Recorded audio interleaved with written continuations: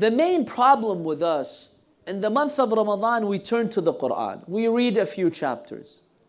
The day of Eid, fi amanillah, to the book of God. Tell me if I'm wrong. On the day of Eid, we say goodbye to the Holy Quran until the next Ramadan. If a day passes and you don't read a few pages of the Quran, the heart starts to die. Revive it with the recitation and the contemplation of the Holy Quran. And the best thing you can do, and try this, the best way for us to read the Quran is at night, standing on your feet.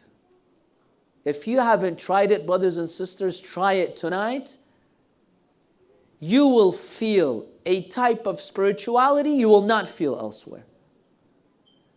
Doesn't have to be in your salah, just stand. Just stand, hold the Quran in your hand, 5 minutes, read the Quran while standing on your feet. That's how Rasulullah sallallahu alaihi wasallam used to read the Quran at night. And Imam Ali ibn Abi Talib alayhi salam in Khutbat al-Muttaqeen, the sermon of the pious, in Nahj al-Balagha, what does he say?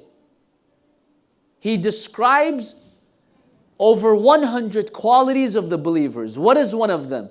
Listen to the words of Amir al-Mu'mineen. أما الليل فهم صافون أقدامهم تالين لأجزاء القرآن يرتلونه ترتيلا يحزنون به أنفسهم ويستثيرون به دواء دائهم. Show me more beautiful words than Amir al-Mu'mineen's words.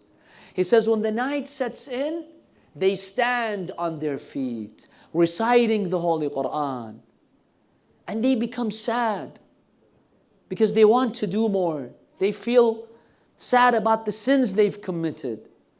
And then he says, then they take the medicine of the Quran and they apply it to the disease in their hearts. See the beautiful? وَيَسْتَثِيرُونَ بِهِ بِالْقُرْآنِ دَوَاءَ دَائِهِمْ.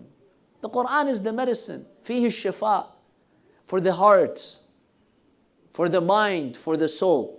Don't abandon the Holy Quran. Make a commitment with Allah. Make another so you stick to it. Oh Allah, every day, 2, 3, 4 minutes, I will read the Holy Quran.